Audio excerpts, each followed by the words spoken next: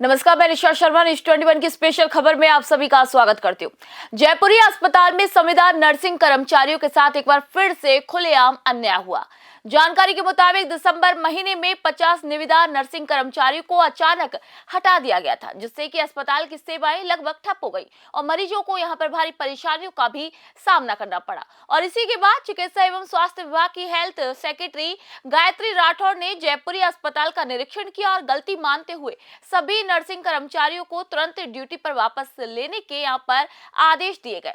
वहीं आदेशों के बाद नर्सिंग कर्मचारियों ने राहत की सांस ली और दोबारा से पूरी निष्ठा से अपनी सेवाएं देने लगे। लेकिन 21 जनवरी को बिना किसी नोटिस के इन नर्सिंग कर्मचारियों को फिर से हटा दिया गया।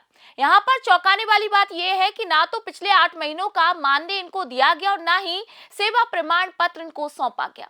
मात्र 7,900 रुपए मानदेय पर काम करने वाले इन कर्मचारियों के सामने अब रोजी रोटी के साथ भविष्य का भी संकट खड़ा हो गया है। वहीं आपको बता दें कि इस मामले पर न्यूज 21 से मोबाइल पर बातचीत में वरिष्ठ डॉक्टर ने कहा है कि इस पूरे मामले से मेरा कोई लेना देना नहीं है। फिलहाल मैं वीसी के साथ मीटिंग में हूं, समय लगेगा। अब सवाल यहां पर ये उठता है कि क्या सरकारी आदेश सिर्फ कागजों तक सीमित है और क्या जयपुरी अस्पताल में अब इंसाफ सिर्फ निरीक्षण तक ही रह गया है। देखिए जयपुरिया हॉस्पिटल से हमारी संवाददाता कोमल की ये खास रिपोर्ट। तो इस वक्त हम खड़े हैं जयपुर के सबसे फेमस हॉस्पिटल जयपुरिया हॉस्पिटल में और यहाँ पे आप देख सकते हैं कि जो संविदा कर्मचारी थे, यानी कि जो नर्सिंग स्टाफ था जो कि संविदा पे रखा गया था, उनको 10 महीने की सैलरी नहीं मिल पाई है। और इससे भी गंभीर बात ये निकल के सामने आई है कि उनका टेंडर मार्च में ख़त्म होने वाला था, लेकिन उन्हें मार्च से पहले ही हटा दिया गया। ये मुद्दा पहले भी उठा था दिसंबर में, जब संविदा कर्मचारी हड़ताल पे गए थे, क्योंकि उस वक्त भी उनको सैलरी नहीं दी जा रही थी। तो गायत्री मैडम ने आके आश्वासन दिया था कि आप लोगों की सैलरी वापस कर दी जाएगी, वापस दे दी जाएगी, लेकिन उसके बाद कोई भी कार्यवाही नहीं हुई है। आइए चलिए इनसे जानते हैं क्या है पूरा मामला। तो इस वक्त मैं आपसे जानना चाहूँगी, आप लोग हड़ताल पे बैठे हैं, कि पूरा मामला क्या है? मैडम, हम जो 50 नर्सिंग कर्मचारी थे वो पिछले 2-2.5 साल से यहाँ काम कर रहे हैं। ठीक है, हमारा जो मानदेय है वो 7,900 रुपये मानदेय मिलता है, लेकिन हमें इसका अनुभव प्रमाण पत्र मिलता है, जिसके लिए हम इतने अल्प वेतन में भी काम कर रहे हैं। हमारा जो एक्सटेंशन है वो ईयरली आता है। हम वित्तीय स्वीकृति 2025 से 26 तक की 1 अप्रैल 2025 से और 31 मार्च 2026 तक की वित्तीय स्वीकृति प्रशासन से हम लेके आ गए हैं। उसके बाद हमें कंटिन्यू 1 साल सेवा में रहने का मौका मिलता है। प्रशासन अपनी मनमानी करके, आरएचएस प्रशासन अपनी मनमानी से बीच में ही, इस निविदा के बीच में ही आधे से ज़्यादा कर्मचारियों को हटाने की धमकी देता रहा बार बार। एजेंट जो है इनके, वो पैसे मांगने की हमसे फिराक में लगे रहते हैं। हमने पैसे नहीं दिए तो हमें सारे कर्मचारियों को वापस हटा दिया, उसके बाद नए कर्मचारी ले लिए। तो प्रशासन जो है ये सारा काम अपनी मनमर्जी से कर रहा है। हम लोग 2026 तक की परमिशन में हैं, तो बीच में यह कोई प्रक्रिया नहीं होती कि आप कर्मचारियों को चेंज कर दोगे। जो आरएचएस प्रशासन है उसके पास ही राइट्स होता है। तो आरएचएस प्रशासन और ठेकेदार दोनों मिलके ये काम कर रहे हैं कि हम लोगों को बीच में हटा के और नए कर्मचारी ले लिए। उसके लिए हमने गायत्री मैडम, एसीएस मैडम है, उनसे मिले, तो उन्होंने हॉस्पिटल में दौरे के दौरान हमारे को वर्बली आदेश भी दिए थे और उसी आदेश को पिछले अधीक्षक जो थे डॉक्टर महेश मंगल जी, उन्होंने रिटर्न में आदेश देके और आरएचएस प्रशासन को भेजा, जिसकी कॉपी भी हमारे पास है ना। इस आदेश के तहत मैडम ने कहा था कि जो पुराने 50 कर्मचारी हैं इनकी सेवाएं निरंतर जारी रखी जाए और जो आपने आनन फानन में नए कर्मचारी लिए हैं उनकी सेवाएं तुरंत प्रभाव से निरस्त की जाए। अगर ऐसा नहीं करते हो तो इस टेंडर को ही निरस्त कर दो, टेंडर दोबारा से जारी कर दिया जाएगा। लेकिन इस आदेश की भी, मैडम के आदेश की भी अवहेलना है, इसकी कोई पालना नहीं हुई। और जो प्रिंसिपल महोदय हैं उनसे भी हम बात करके आए हैं, तो उन्होंने भी यही कहा कि मेरे हाथ में नहीं है। अधीक्षक कहते हैं मेरे हाथ में नहीं है, कंपनी वाला कहता है मेरे हाथ में नहीं है। अगर आप सबके हाथ में नहीं है तो फिर ये प्रक्रिया कर कौन रहा है? किसी के कहने से तो चल रही होगी ना। तो सब अपनी जिम्मेदारियों से पीछे हटते हैं। जिस कर्मचारी से पैसे लेने की उनको आस लग जाती है कि ये बंदा पैसे दे देगा, उसका बैकडोर से एंट्री करा देते हैं। तो हम में से 16 जने जो है वो पैसे देके और इसमें एंट्री कर चुके हैं। नए कर्मचारियों में 16 बंदे पुराने भी घुस गए हैं। तो ये जो खेल है ये सिर्फ भ्रष्टाचार पे डिपेंड है टोटली। जो पैसे देगा वो नौकरी करेगा, तो ये गलत है। इतने कम मानदेय में कोई भी कर्मचारी अगर काम करता है तो वो गवर्नमेंट की स्कीम्स को और जनता के इलाज के लिए तत्पर है। और हमें पर्सनली इससे यही है कि हमारा जो 3 साल का एक्सपीरियंस होता है, हमें आगामी भर्तियों में इसका बोनस मेरिट, इसी के लिए हम काम कर रहे हैं। तो इतने कम मानदेय में 10 महीने की जो पिछली बकाया वेतन है वो भी हमें अभी तक नहीं मिला है। प्रशासन से मिलते हैं तो हर 2 दिन के 3 दिन का नाम लेता है कि आपको मिल जाएगी, आपको मिल जाएगी, जबकि जो 10 महीने की सैलरी की वित्तीय स्वीकृति आज से 8 महीने पहले स्वीकृत है, वो पैसा प्रशासन से और टेंडर वालों के पास पहुंच चुका, लेकिन हमें आज तक नहीं मिला। और हमारी स्वीकृति होने के बावजूद भी नए कर्मचारी रखना, फिर उन लोगों से काम कराना, फिर 10 दिन के लिए हमें रख लेते हैं, फिर वापस हटा देते हैं, तो ये खेल बार बार चल रहा है। तो इस चीज़ से परेशान होके और हम लोग आज अधीक्षक कार्यालय के यहाँ पे हड़ताल पे बैठ गए हैं, और जब तक हमारी समस्या का समाधान नहीं होगा हम यहाँ से नहीं उठेंगे। समस्या हमारी 2 है, एक तो पिछले 10 महीने का बकाया वेतन मिलना चाहिए और हमारी सेवाएं निरंतर जारी रहनी चाहिए। तो आपने 1.5 महीने पहले भी आंदोलन किया था, तो उसका क्या निष्कर्ष निकला, क्या परिणाम निकला? उस समय मैडम हमको आश्वासन दे दिया गया था कि आप चिंता ना करें, आप लोगों को तनख्वाह भी मिलेगी और आप लोगों को वापस आपका व्यापार रोजगार भी मिलेगा। लेकिन औचक निरीक्षण गायत्री मैडम का हुआ। गायत्री मैडम ने हमको आदेश, हमारे सामने मौखिक आदेश दिए हैं अधीक्षक महोदय को कि आप इन बच्चों को पूरा दोबारा रखें और टेंडर वाले को कहें कि इन्हीं बच्चों को रखें। अगर टेंडर वाला नहीं मानता है तो उसका टेंडर निरस्त किया जाए और दूसरा टेंडर करके इन बच्चों को यथावत रखा जाए। लेकिन प्रशासन अपनी ही मनमर्जी में लग रहा है। ऐसा लगता है कहीं ना कहीं कोई दलालों के मार्फत यहाँ पे कुछ ऐसा खेल चल रहा है जिसके कारण भ्रष्टाचार की बदबू सी आ रही है। और स्थिति ये है कि जिस तरीके से उड़ती हुई फ्लाइट में जो किसी यात्री को फेंका नहीं जा सकता, उस तरीके से चलते हुए टेंडर में से हमको क्यों निकाला जा रहा है। ना तो 10 महीने की तनख्वाह हमको दी गई है, ना हमारा मानदेय दिया गया है। बड़ी परेशानी और विचित्र स्थिति बनी हुई है मैडम जयपुरिया में। तो जब उस वक्त आप लोगों ने आंदोलन किया था तो उस वक्त आप लोग कितने लोग थे? उस वक्त हम करीब 50 लोग थे। 50 में से आधे जा चुके हैं और आधे लोग जाने का कारण केवल एक ही है, भ्रष्टाचार, और इसके अलावा कुछ नहीं। मतलब आधे लोगों ने छोड़ दिया है हॉस्पिटल या फिर उन्हें वापस ले लिया गया है? आधे लोगों ने छोड़ा नहीं है, आधे लोगों से किसी एजेंट के थ्रू पेमेंट लेकर के उनको सेटलमेंट कर दिया गया है मैडम। पेमेंट की मांग हमसे भी हुई, लेकिन हमारे पास इतने पैसे नहीं है, क्योंकि हमारे पास 8 महीने की तनख्वाह, 10 महीने की तनख्वाह नहीं आई, तो हम पैसे कहाँ से दे बताएं। मतलब 50 में से सिर्फ आप लोग 16 लोग बचे जिनका वापस से रख लिया गया है पेमेंट लेके, है ना। पहले इंटरव्यू का ढोंग रचाया, उसमें इंटरव्यू कुछ नहीं था, खाली हमारी मार्कशीटें चेक की गई, रजिस्ट्रेशन नंबर हम सब चेक करा के आए, वो भी चेक करा के आए, हम भी चेक करा के आए। उस टाइम पे ये चला कि जो पेमेंट देगा एजेंट को उसको ले लिया जाएगा, जो नहीं देगा उसको नहीं लिया जाएगा। उनके पास 16-17 सीटें थी, उन 16-17 सीटों पे उन लड़कों से पेमेंट ले लिया गया। हमारे पास तो कोई पेमेंट है नहीं उनको देने के लिए, क्योंकि हमारी 8 से 10 महीने की सैलरी नहीं आई है, तो हम पेमेंट कहाँ से देंगे। उन लोगों से पेमेंट ले लेके उनको लगा लिया गया है। अब अभी भी स्किल टेस्ट किया जाए, जो 16 लोग अंदर काम कर रहे हैं उनको बुला लो, हमको बुला लो, हमारा और उनका इंटरव्यू करा लो और स्किल टेस्ट कर लो। हम अगर उनमें काबिलियत है तो उनको रखो और हम में काबिलियत है तो हमको रखो। काबिल इंसान को रखा जाए ना। और सरकारी अस्पताल में जो 2-2, 2.5 साल से काम कर रहे हैं उनको बाहर निकाल रहा है और नए बंदों को काम कराया जा रहा है। नए बंदों को कुछ नहीं आता है, सिरिंज खोलना नहीं आता है, ओटी में सिरिंज कैसे खोली जाती है, उन बंदों से काम कराया जा रहा है यहाँ पे। और मरीज के साथ कितना भेद वो है।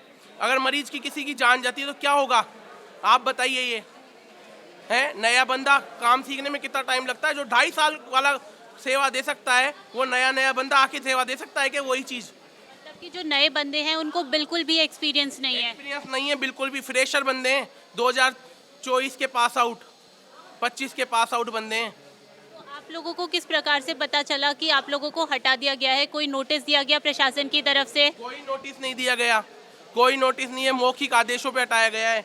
ये अभी 12 तारीख को हम लोगों को लिया गया था ओटी में कुछ घटना हुई थी, उस कारण हमारे पूर्व अधीक्षक साहब ने हमको लिया ओटी स्टाफ को कि पुराना ओटी स्टाफ ही रखा जाए, क्योंकि नए स्टाफ से ओटी नहीं संभल रही है, इसलिए हम लोगों को रखा गया। ये देखिए आप नाम। 12 तारीख को आपको वापस रख लिया गया? रखा गया, हम 8 लोगों को रखा गया और उसके बाद वापस से कल मौखिक आदेश पे हटा दिया गया कि तुम लोग काम नहीं करोगे। कल वापस मौखिक आदेश पे। क्यों? क्योंकि वीसी साहब का ऑर्डर आया कि नहीं, नए बंदों को ही लिया जाए। क्यों लिया जाए नए बंदों को? क्यों लिया जाए? क्योंकि उन लोगों के पहले से पेमेंट ठेकेदारों के पास पहुंच चुका है, वो वापस थोड़ी दिया जाएगा, इसलिए उनको लिया जाए। नए बंदों को सिर्फ इसलिए लिया गया है क्योंकि उन्होंने पैसे भरे हैं और कोई इंटरव्यू प्रक्रिया नहीं हुई है। प्रक्रिया कुछ नहीं हुआ है, ओनली पैसों का खेल है। अर्जुन नाम का ठेकेदार का एजेंट है, यहाँ घूमता है, सबसे पैसे मांगता है, हमारे पास तक आया है। और मैं खुद है ना पुराने, आज से 2 से 2.5 साल पुराने है ना, उसके जो ठेकेदार के पास है ना लोग का जिन्होंने ऑनलाइन पेमेंट कराया, उसकी हिस्ट्रियाँ तक दिखा सकता हूँ। तो आप लोगों को कोई भी नोटिस जारी नहीं किया गया, कोई लिखित में मैसेज नहीं दिया गया, सिर्फ मौखिक रूप से बोला गया हटाने के लिए? कोई मौखिक आदेश चल रहे हैं यहाँ पे मैडम, मौखिक आदेश, कोई लिखित आदेश नहीं है। जब आपको 12 तारीख को, आपने जैसा बताया कि 12 तारीख को आपको वापस ले लिया गया था ओटी में, तो कोई आदेश दिया गया था कोई आपको? आदेश नहीं दिया, ये आदेश दिया गया था हमको, ये लगाने का आदेश है हमको, ये देखिए आप, हमको लगाने का आदेश है, हटाने का कोई आदेश नहीं दिया गया है इनके द्वारा। इस वक्त हमारे साथ एक नर्स भी हैं जिनको 1-1.5 साल जिन्हें काम करते हुए हो गया और उन्हें ये कहकर हटा दिया गया कि उन्हें काम नहीं आता है। तो आइए जानते हैं, उनसे बातचीत करते हैं, क्या है उनका पूरा मामला। मैम, मेरा नाम हेमा कौर राजावत है। मैं साल भर से यहाँ पे काम कर रही हूँ नर्सिंग स्टाफ का गायनी कोड के अंदर। अचानक से मेरे फर्म वालों को आदेश दिया है कि इसको कोई काम नहीं आता, इसलिए हटाया जा रहा है। तो मेरे पास या मेरे इंचार्ज के पास कोई भी आदेश नहीं है। मेरे इंचार्ज से बोला भाई अच्छा काम करिए, अगर मेरे से बात करे ना तो मैं बता दूंगी उनको, मेरे कोई दिक्कत नहीं, मेरे किसी भी कार्य में उनको मेरे इससे कोई परेशानी नहीं है। फिर भी मेरे को बार बार परेशान किया जाए। जब हमारे अधीक्षक के पास जाती हूँ तो वो बोलते हैं एनएस के पास जाओ, एनएस के पास जाती हूँ तो अधीक्षक के पास भेजता है। मैं बहुत परेशान हूँ, मानसिक रूप से बहुत टॉर्चर हूँ। और मेरी मम्मी के नवंबर के अंदर हार्ट अटैक आ गया था, इस वजह से मैंने 15 दिन की छुट्टी ली थी, वो भी इंचार्ज की परमिशन में। उसके बाद से अचानक से मेरे पास में ठेकेदार को मेरे खिलाफ आदेश हटाने का वो कर दिया और वापस से उनसे भी आदेश मांग रहे हैं। इस वजह से मेरे 5 महीने सैलरी नहीं आई, मैं बहुत परेशान हूँ। मेरे मम्मी पापा की कंडीशन बहुत ज़्यादा ख़राब है, फिर भी मैं टोंक से यहाँ से अप डाउन करती हूँ और वापस जाती हूँ। मेरी कोई सुनवाई नहीं हो रही। मैंने हर जगह ट्राई कर दिया, सीमेंट ऑफिस में भी जाके आई थी, इनके एनएस अधीक्षक के पास भी गई, एनएस के पास भी गई और स्वास्थ्य वहाँ पे भी गई, मगर कोई सुनवाई नहीं हो रही। मैं बहुत परेशान हूँ। मैं जब आप उन लोगों के पास जाती हैं तो प्रशासन क्या कहता है आपको? किसी प्रकार का कोई पता ही नहीं है, बात ही नहीं करती मेरे से। ऐसे बोला हम नहीं जानते, हमारा कोई मैटर नहीं है इसमें। और जब नए वाले अधीक्षक के पास गई हूँ तो ऐसे बोले जिन पुराने वाले सर ने हटाया है, मेरी कोई गलती नहीं इसमें। आपको किस तारीख को हटाया गया था? मेरे आया था मेरे पास ठेकेदार के पास, बोला 20 दिसंबर को भेजा था। तो मेरे दिसंबर के पूरे मंथ में तो मेरे साइन थे। 1 तारीख से 1 जनवरी से मेरे कोई साइन नहीं है। मैं यहाँ पे आती हूँ, मेरे रोस्टर से नाम हटा दिया गया है और यहाँ रजिस्टर के अंदर भी मेरे कोई साइन नहीं हो रहा। जब वार्ड के अंदर ऐसे बोले जब तक हमारा आदेश नहीं हो ना, जब तक इसको ड्यूटी मत नहीं कराया जाए। मतलब आप 1 तारीख से लगातार यहाँ पे आ रही है, अपनी ड्यूटी पूरी कर रही है, मतलब अपना टाइम पूरा दे रही है। साइन नहीं हो रहे, रोस्टर से बैठा दिया, वहाँ रजिस्टर से बैठा दिया और एनएस वाले रजिस्टर से बैठा दिया। फिर आप जब आती हैं तो उस दौरान आप क्या करती हैं? मैम, जो मेरे से काम होता है वार्ड का वो काम कर लेती हूँ और चल जाती हूँ। मतलब आप काम कर रही हैं बट आपके साइन नहीं हो रहे हैं। साइन नहीं हो रहे मैम। तो मैम आपको हटाने का रीज़न क्या था? कोई रीजन ऐसे बोले कि इसको काम नहीं आता। काम नहीं आता तो मैं शुरू में स्टार्टिंग में 2 महीने में उठाती, 3 महीने में उठाते, उस टाइम उठाते हैं ना। साल भर काम करने के बाद हटाया जा रहा है मेरे को। मेरी कोई गलती भी नहीं है। मैं ये कह रही हूँ मेरे कार्य में कोई दिक्कत है ना तो मेरे इंचार्ज से बात करें ना, मेरे वार्ड को उनसे बात करो, स्टाफ से। कोई बात नहीं करी, कोई सुनवाई नहीं हो रही मेरी। तो आपने अपने सीनियर से जवाब मांगा कि मुझे हटाया क्यों गया है बेसिकली? कोई जवाब नहीं दे रहे, कोई भी जवाब नहीं दे रहे। भाई हम इससे कुछ मत बोलो। अब मेरी जगह कोई दूसरी लड़की को, जब मैं यहाँ पे कार्य कर रही हूँ उसके बावजूद भी दूसरी लड़की को ले लिया यहाँ पे। उनकी रिलेटिव थी वो। मतलब ऐसे रिश्तेदारों को सबको लेते रहेंगे तो फिर हमारा तो कोई मतलब नहीं डिग्री का। हम 5.5 लाख रुपए लगा के डिग्री लेने कंटिन्यू में काम कर रही हूँ, उसके बावजूद ही बोल रहे हैं कि काम नहीं। मेरे समस्या कार्य से कोई समस्या थी, कोई पेशेंट को कोई नुकसान हुआ या कोई उसकी तबीयत खराब हो गई या कोई काम में दिक्कत थी तो वो बोलते हैं मेरे को। जब हटाए अचानक से कैसे आदेश दे दिया मेरे को। तो आगे आप क्या कार्यवाही करने वाले हैं? मैं ये चाहती हूँ मेरे को वापस लिया जाए और मेरे से कोई समस्या है मेरे वार्ड के अंदर तो उस जगह दूसरी जगह में मैं ड्यूटी में अगर मेरी प्रॉब्लम हो रही है ना भाई, जैसे मैं दूर से आती हूँ ना मॉर्निंग इवनिंग में तो ओपीडी में लगाती, कहीं भी लगाती, मगर इस तरीके से काम नहीं आने का क्या मतलब है? जब मैं कंटिन्यू काम कर रही हूँ, सब कुछ आता है मेरे को। जब रखा था उस टाइम देख लेते, मेरा इंटरव्यू बेस पे लिया था इन्होंने, साल भर काम करा लिया मेरे से और उसके बाद बोल रहे हैं काम नहीं आता। आपको तो इन्होंने इंटरव्यू बेस पे लिया था, लेकिन जो नई लड़की को आपकी जगह लिया है, क्या उसका इंटरव्यू लिया गया है? पता नहीं मैम, मेरे को जब मैं 1 तारीख को पता पड़ा, मेरे साइन रजिस्टर में मेरा नाम नहीं था, उसका नाम देखा, उसका नाम सुविधा है और उसको मेरी जगह लगा लिया। और मेरे फर्म वालों से भी आदेश मांग रहे हैं कि तुम लेटर दो वापस इसको हटाने का। अब हो सकता है उनसे भी वापस लेटर ले लिया हो मेरे को हटाने का। आपसे कोई रेजिग्नेशन लेटर वगैरह साइन करवाया था? नहीं, मैं कुछ भी नहीं करवाया मेरे से। और ऐसे बोल रहे हैं कि दोबारा लगना है तो पैसे दो। अब मैं बार बार पैसे कहाँ से दूँ? मैं 70,000 रुपये दे के आई थी, मैं गरीब परिवार से हूँ, मम्मी पापा की कंडीशन बहुत ख़राब हो रही है, तो ऐसे बार बार लूट हो रही है, तो बार बार कहाँ से पैसे दे? सैलरी टाइम तक नहीं आ रही, हमारी किराए के लिए पैसे नहीं मेरे पास में। क्या आपको नोटिस दिया था कोई लिखित? भी नहीं दिया मेरे पास, मेरे फर्म वालों को दिया था ये आदेश, इसके अलावा कोई आदेश नहीं है मेरे पास, ना मेरे इंचार्ज के पास है ना मेरे पास है। मतलब ना आपको हटाते वक्त ना तो कोई नोटिस दिया, कुछ भी, सिर्फ मौखिक रूप से काम हो रहा है यहाँ पे। हाँ, मेरी मम्मी की जब अटैक आया था मैंने 15 दिन की छुट्टी ली थी इंचार्ज के परमिशन पे, उसके अलावा मेरे काम में कोई भी दिक्कत कोई वो नहीं है। तो मैं आपसे जानना चाहूँगी कि अब आप प्रशासन से क्या गुहार लगा रहे हैं, आपका अगला कदम क्या होगा? मैडम सुबह 9 बजे से तो बैठे हैं, अधीक्षक मोदी तो अभी तक आए नहीं। उनके पास सूचना भी है, भाई यहाँ हड़ताल पे बैठे हुए हैं लोग, बैठे हैं, तो उनका तो कोई पता नहीं है अभी तक। अब हम तो ये चाहेंगे हमको कंटिन्यू वापस किया जाए और हमारा जो सैलरी है 10 महीने की वो सैलरी दी जाए। और आपकी अगर मांगे नहीं मानी गई तो आपका अगला कदम क्या होगा? अगला कदम यही है हमारा कि अनिश्चितकालीन धरने पे बैठे हुए हैं, जब तक नहीं मानेंगे जब तक यहाँ बैठे हुए।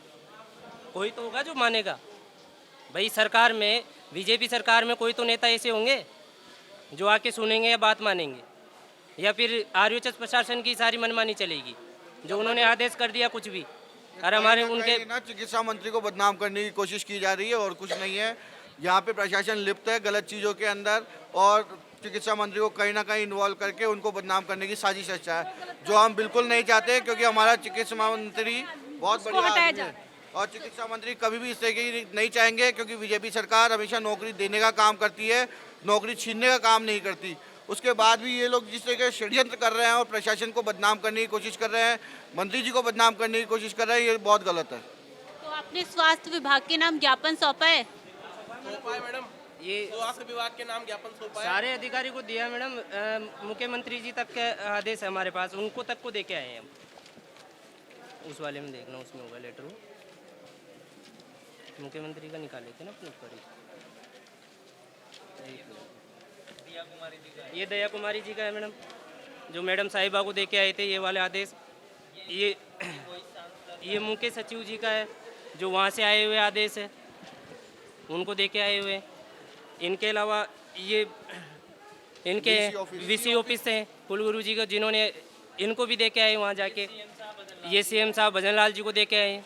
आपने दिया कुमारी जी, सीएम भजन लाल शर्मा, इन सभी को ज्ञापन सौंपे, तो क्या इन पे कोई कार्यवाही हुई? मैडम ये वहाँ से दे देते हैं, यहाँ भेज देते हैं, ये लोग कहते हैं वो क्या करते हैं, वो तो अपनी मनमर्जी वहाँ बैठ के कलम चला देंगे। बात हम तोड़ी बैठे हैं ऐसे ही, हमारी कुर्सी की पावर ऐसे ही तोड़ी है। ये सरेआम दादागिरी है इनकी, ये मानते नहीं उनकी बात। जब मैडम ने खुद ये बोल दिया, मैडम का आदेश नहीं माने ये लोग, मैडम आदेश दे के गई है, उनका आदेश नहीं माने, अब इससे ज़्यादा क्या चाहोगे आप बताओ। भजन लाल जी का ये देखो, मुख्यमंत्री जी, इसका मतलब ये हो गया कि भजन लाल जी का तो नाम ही है, इनका तो कुछ भी नहीं है, ये मुख्यमंत्री जी का आदेश है। तो ये आदेश ऐसे थोड़ी है कि हम उनके पास गए तभी तो उन्होंने लिखा है नहीं सब कुछ। क्या भजनलाल सरकार से यही उम्मीद है, यही उम्मीद कर सकते हैं कि हम कि भजनलाल सरकार में पैसे दें एजेंटों को, नर्सिंग स्टाफ बार बार अपनी नौकरी के बचाने के लिए, ये उम्मीद करें भजनलाल सरकार से? हम तो बीजेपी सरकार के शुरू से भक्त रहे हैं कि हम बीजेपी सब तरफ करते हैं। हम कहते हैं बीजेपी सरकार नौकरियां दिलाती है और बीजेपी के शासन में हमारी नौकरी का कोई अता पता नहीं है। ऐसा क्यों? इनकी मनमानियों के कारण, ठेकेदारों की मनमानियों के कारण। ये तो बहुत गलत हो रहा है बीजेपी के शासन में, और ये सरकार का कोई नहीं है, सरकार को बदनाम किया जा रहा है, सरकार को बदनाम किया जा रहा है इन ठेकेदारों के द्वारा, कि आने वाले सालों में सरकार का छवि बिल्कुल खराब हो जाए तो सरकार नहीं आए। ये इनके द्वारा बदनाम किया जा रहा है सरकार को। तो मैं पूछना चाहूँगी, आप लोगों का जो कॉन्ट्रैक्ट है वो मार्च में ख़त्म हो जाएगा और आप लोगों की मांग है कि आप लोगों को वापस ले लिया जाए, तो मार्च तक के लिए आप लोग बेसिकली अपनी गुहार लगा रहे कि मार्च तक आप लोगों को वापस ले लिया जाए। 31 मार्च 2026 तक हमारा टेंडर है, जब तक के लिए हम लगा रहे हैं कि जब तक तो रखा जाए हमको। हमारा मैडम बोनस होता है 3 साल का, हमारा 3 साल का बोनस पूरा हो जाएगा तो हमको आगे वीर्यता मिलेगी सरकारी नौकरी में, परमानेंट नौकरी में वीर्यता मिलेगी, इसलिए हम कर रहे हैं, है ना। 8,000 रुपये भी नहीं मिलते हमको पूरे सैलरी के, है ना। और फिर हम पूरा जो परमानेंट स्टाफ 60,000 रुपये वाला काम करता है वो सारा काम हम लोग करते हैं यहाँ पे। 8,000 रुपये भी नहीं मिलते हमको, 7,600 रुपये मिलते हैं, उसमें वो सारा काम करते हैं। किस लिए? बोनस के लिए। बोनस अंक के लिए हम ये इतना काम करते हैं और फिर भी हमको ऐसे बेरोजगार किया जा रहा है। क्यों? हमने नर्सिंग करके गलती करी या हम ठेकेदारों की जेब नहीं भर पा रहे हैं? ठेकेदारों की जेब नहीं भर पा रहे हैं, शायद हम गरीब परिवार से हैं। मतलब जब तक आप लोगों की मांगे नहीं मानी जाती आप अनिश्चितकालीन धरने पर बैठे रहेंगे। जी मैम, हम अनिश्चितकालीन धरने पे बैठे रहेंगे। तो जब तक आपने बताया कि 10 महीने से आप लोगों को सैलरी नहीं मिल पा रही, तो मेन रीज़न क्या था आपका काम करने का? नर सेवा नारायण सेवा, हमने नर सेवा नारायण सेवा को प्राथमिकता दी है, आगे भी देंगे और भविष्य में भी देते रहेंगे। कभी भी किसी भी मरीज के साथ ऐसा नहीं होना चाहिए कि वो परेशान हो रहा है और केवल एक इलाज के लिए उसको इधर उधर भटकना पड़ रहा है, चाहे पैसा मिले चाहे पैसा नहीं मिले। मरीज हमारे लिए प्राथमिकता था, प्राथमिकता है और प्राथमिकता रहेगी। मरीज कभी भी परेशान नहीं होना चाहिए, चाहे हम सरकारी नौकरी में रहे चाहे नहीं रहे। और मैं हमेशा यही चाहूँगा, चाहे मेरे को रोड पे मिले चाहे कहीं भी मिले, मरीज मेरे परिवार का सदस्य होता है, ये मानते हुए हम कार्य कर रहे हैं। आप प्रशासन से क्या गुहार लगाना चाहेंगे हमारे चैनल के माध्यम से? हम यही कहेंगे, हमें हमारी नौकरी वापस से दिलाई जाए, जिससे हम हमारी अच्छी से अच्छी बेहतर सेवाएं मरीजों को दें। कम आय में हम अच्छी से अच्छी सेवाएं मरीजों को देंगे, हमें हमारी नौकरी वापस दिलाई जाए। तो देखा आपने, इस संविदा कर्मचारी यहाँ पे हड़ताल पे बैठे हुए हैं। इनकी मांग है कि इन्हें सैलरी अपनी वापस दी जाए और इन्हें मार्च टेंडर ख़त्म होने तक वापस ले लिया जाए। इनका मेन रीज़न यही है हड़ताल पे बैठने का कि इनको जो बोनस अंक मिलते हैं वो मिल सके, ताकि इनको आगे जाके सरकारी कर्मचारी बनने में मदद मिल सके। मैं कोमल शर्मा, कैमरा पर्सन ममतेश के साथ।